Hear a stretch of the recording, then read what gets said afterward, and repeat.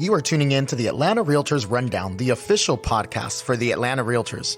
We're here to keep you updated with the latest trends, topics, and keep you in the know of our ever-changing Atlanta market.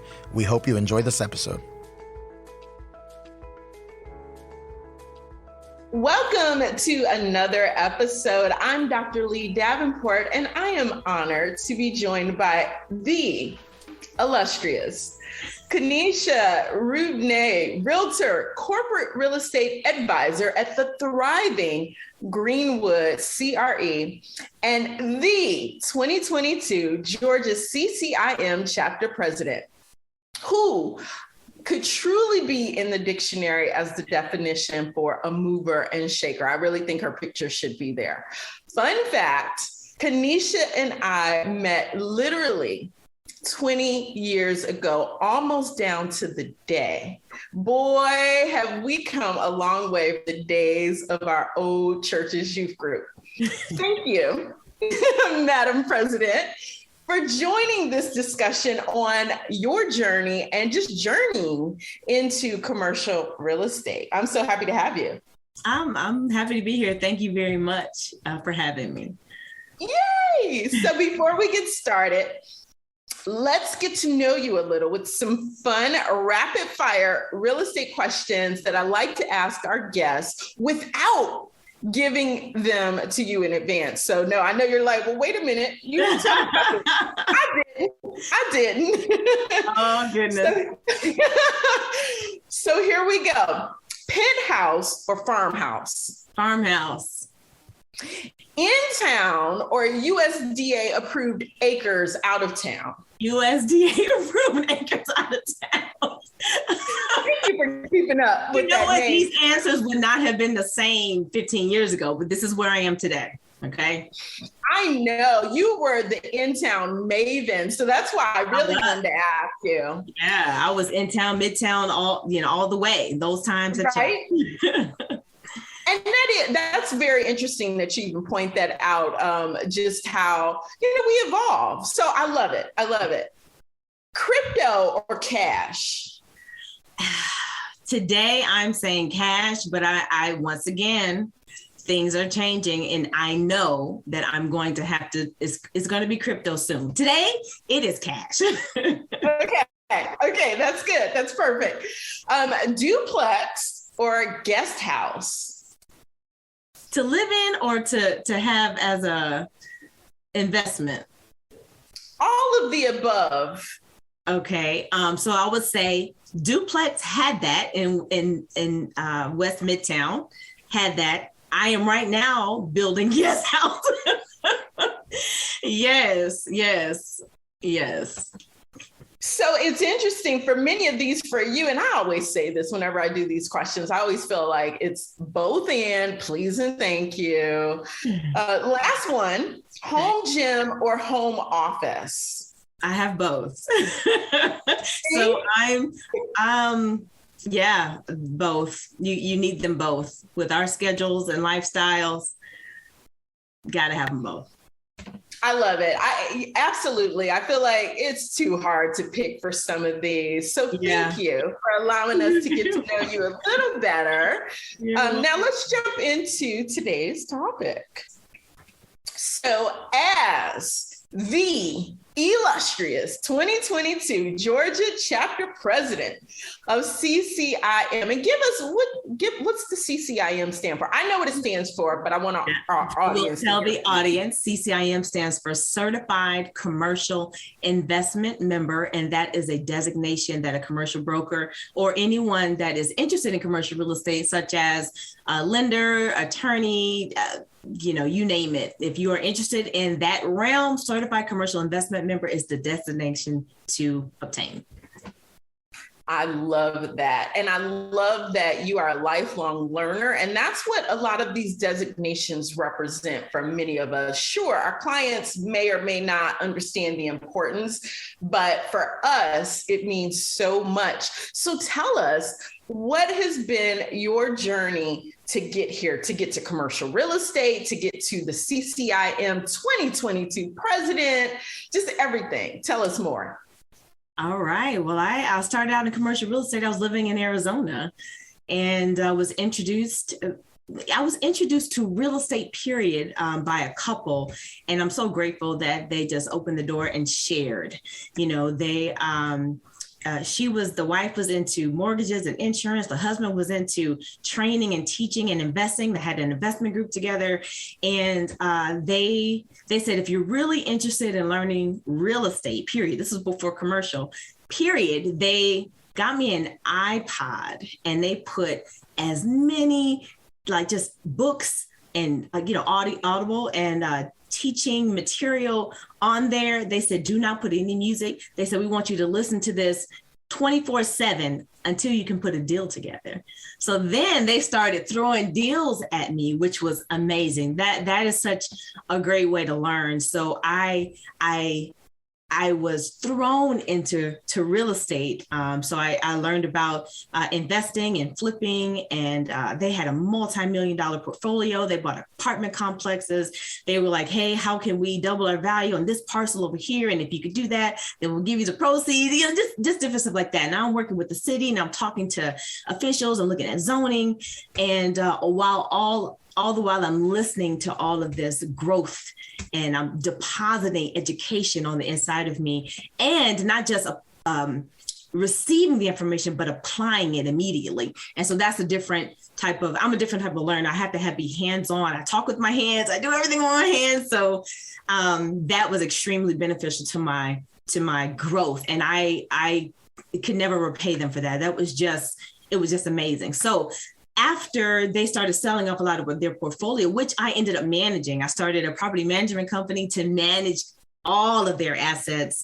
And when the market started to shift, I was able to market myself to a commercial real estate firm who had just obtained the census deal. They got the GSA contract, and they had more work than they had people to help on that deal.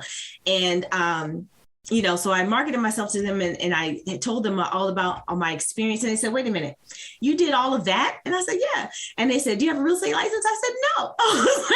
They said, you don't have a real estate license? I said, do I need one? So, so then now I got to learn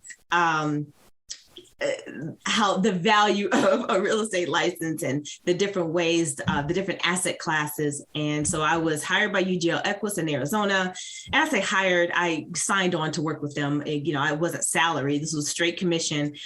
Did tenant rep for 5 years. I worked on, General Service Administration contract with the Census, Leukemia Lymphoma Society, Sodexo, DaVita, dialysis, doing blend and extend, lease negotiations, everything. So we had a lot of office and industrial clients. And then as the market started to shift, now we're in the recession, it was a perfect time. I felt led to go to get my master's. So I got my master's of real estate development. And there was once again, hands-on. So it wasn't just sitting there getting information. We actually had synthesis projects. And it was like, hey, here's this dilapidated project in this neighborhood. What would you do with it as a developer? How can you service the community? So now it gets me thinking of, what does the neighborhood need? How about green space? How about, food? How about retail? What types of retail would best service this area? And that came in handy because now I'm doing that for developers, which is really good.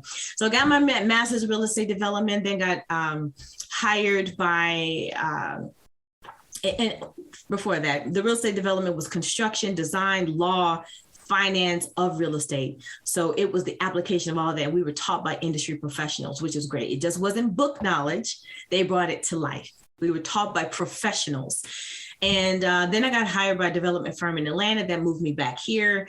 And then there was some other stints in between there. And then I got hired by the largest holder of real estate in the country, and moved to Arkansas. And I worked with them for a while doing excess land sales negotiations. I had a 44 million square foot portfolio, did oil and gas leases, billboard leases, you name it. It was amazing, all of the various aspects of real estate that I touched, and would have had no other opportunity to do that anywhere else. 44 million square feet of real estate, selling excess land, site selection for new store developments. And our development projects on the smaller scale was 45,000 square foot neighborhood markets, and the larger were like 250,000 square foot super centers.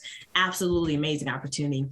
And it was there that I decided to pursue my CCIM designation, which I realized that I could get credit for the master's classes that I had already taken. So I was able to fast track the program. So 101, which was financial analysis, and 102, which was marketing, I was able to get credit for through my master's program. So I was fast tracked to the pen. So I was able to complete that quicker than most.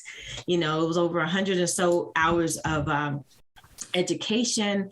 CCIM has been an phenomenal educational tool that I've added to my arsenal. So there was financial analysis, marketing. 103 is user decisions, and that's your stay or go analysis. That's should you buy, should you sell, should you lease, should you do a sale lease back, should you take the capital, go somewhere else, should you reinvest in your business? And that is from the user's perspective, but you can use it if you're the tenant or the landlord or anybody. So just excellent information. 104 was investment analysis. And all of those tools have been extremely crucial for my development as a broker, investor, and to represent my clients and help them out. So as far as my journey, as far as CCIM is concerned, when I got my PIN, that was 2017. And then I had just recently resigned from corporate America, and I was moving back to Atlanta from Arkansas. And I attended my very first chapter meeting in Atlanta. And when CCIM, the chapter was very different at that time. So when I walked into the meeting, no one spoke to me. If you guys know, commercial real estate is a very white male dominated industry. The average age is 62. I don't look like that. I'm not 62. I am very different from the norm. And so when I walked in, it was a very similar environment. And the only people that spoke to me that entire night were the two people that looked like me. And one was a broker and one was a vendor. He had a lawn care business. And that is ridiculous, to say the least. And actually, before I got to that meeting, even before I got my PIN, I knew that I was going to be leaving Arkansas. So I wasn't going to get involved in that chapter. I knew I was going to be coming to Atlanta. And so I had reached out in advance to some board members, a board member in particular, and didn't get a call back, didn't get an email back. I tried a couple more times, nothing. So when I got to that first chapter meeting, I stood in line to speak to this person. Stood in line. Okay. And I was the third person in line. The first person had their conversation. They moved up. The second person, they had their conversation, moved up. When it got to me and I moved up to have my conversation, the person turned and walked away. So that was my introduction to the CCIM chapter in Georgia. So needless to say, there was a lot that needed to change. And that person may, I don't even know. So anyway, from that moment, and I'm usually more vocal, but I was so shocked and stunned that happened. I had no words. I had no words. That's rare for me because I'm a talker, and I had no words. I was like, did that really just happen? Really? For real? That's how we do? So I went on and I started participating in other organizations in Atlanta and ran across Richard Slayton at an Empire meeting across town. And he said, I recognize you. You look familiar to me. And I was like, well, I just got here from another state. And he said, you're on the back of that magazine. So CCIM had featured me after I got my pen, they had taken some photos and featured me in the magazine. He said, I know you. And he said, why aren't you participating in the chapter? And I told him my experience, what happened. He said it happened to him. He said, but don't worry about that. It's unfortunate, but he said, with us together, we can make some change, some real change in that organization. So I promised him that I would come back, give it another shot. He ended up being the president of the chapter the very next year, so 2018. So 2018, he became the president of the chapter. I committed to serving. I served on the University Outreach Committee, and I was able to help to get Georgia Tech recognized under Fast Track program. So I started making some strides in the CCIM board and started being recognized.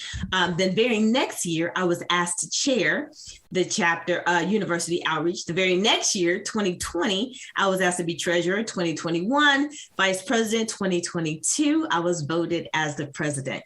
And literally, that is a huge difference in 5 years. So from being ignored and shunned 5 years prior to now being voted by my colleagues, these same people, to be the president. And honestly, a lot of that was just exposure. People being okay with being uncomfortable, being okay with change, being okay with learning about other people.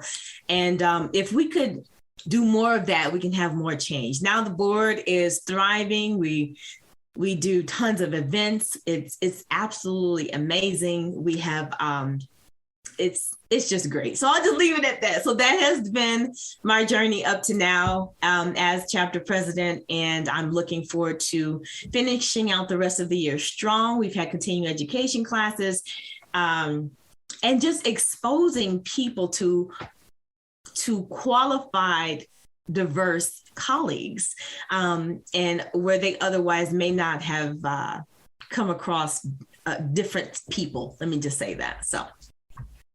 That was absolutely heartwarming, Madam President, to hear of this journey where, like you said, you were shunned and it actually discouraged you, but through encouragement of some current members, you were able to get your feet back in the door and serve, and not only serve, but be a change maker.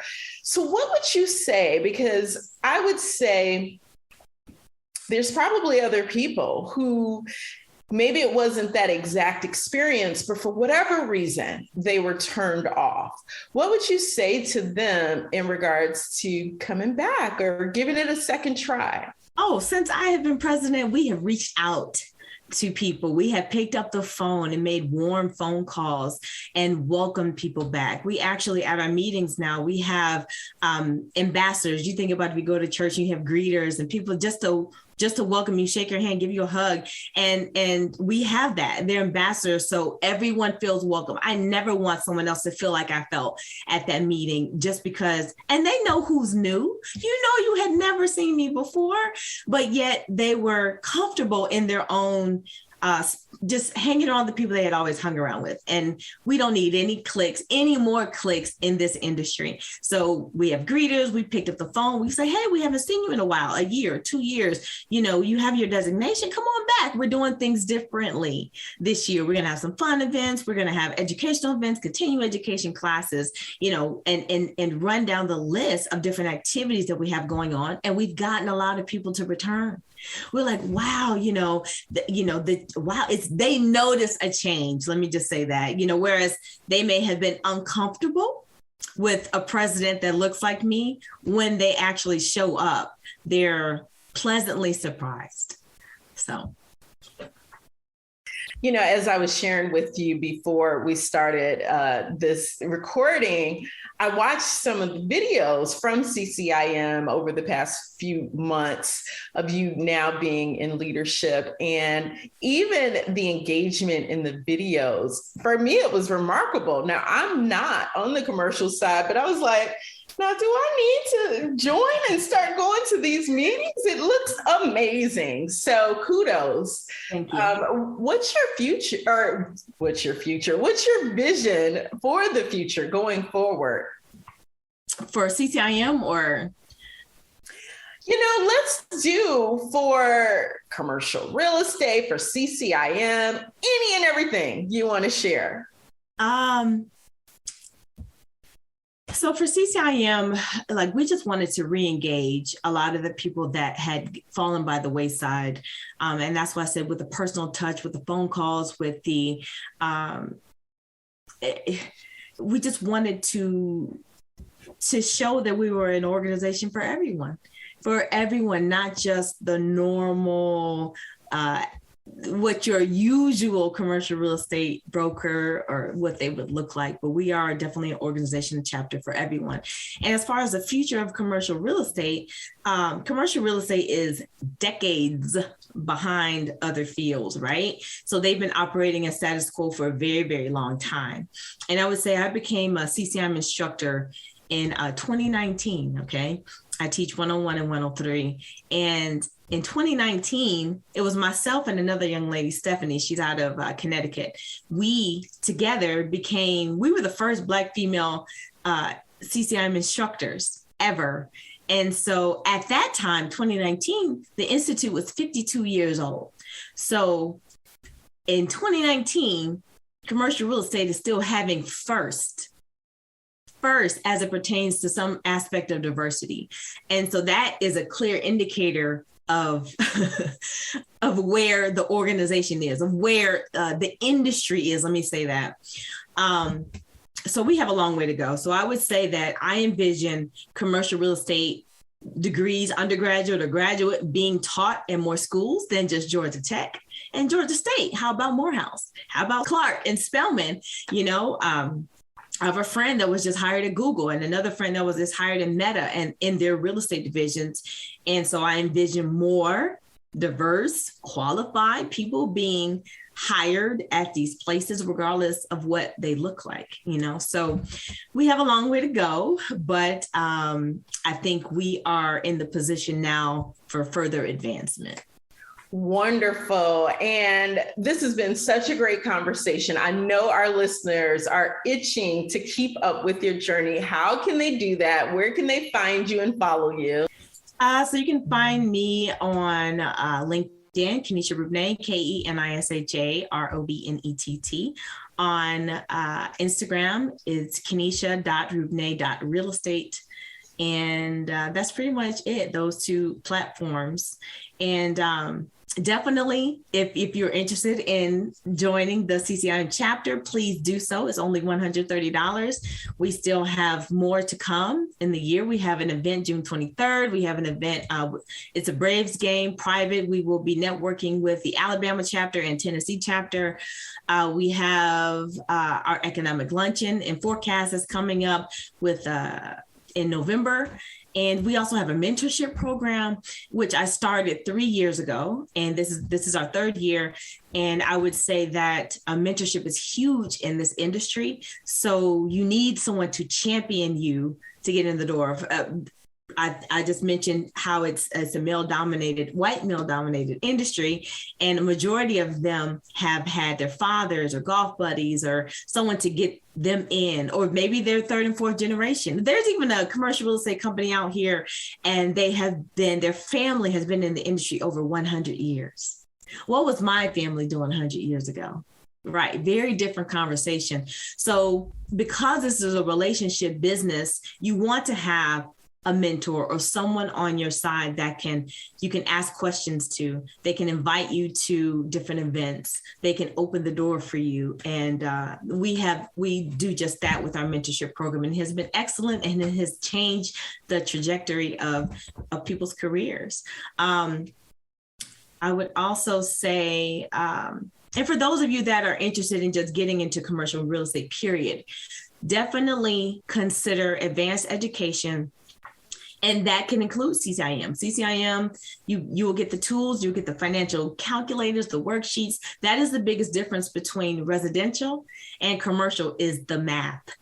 Is math. You're going to do it on the residential side. I'm not downplaying or anything, but the residential side, the math might be what's my commission and what's the seller proceeds. But on the commercial side, it might be what's the debt service coverage ratio, the potential rental income, the NOI, what's the capitalization rate, what's the vacancy rate, and you need to know that, what's the hurdle rate, what's their internal rate of return or the discount rate. You have to be able to have those conversations. And of course, that depends on the sophistication of your client, but still you should know that to be able to best service their needs.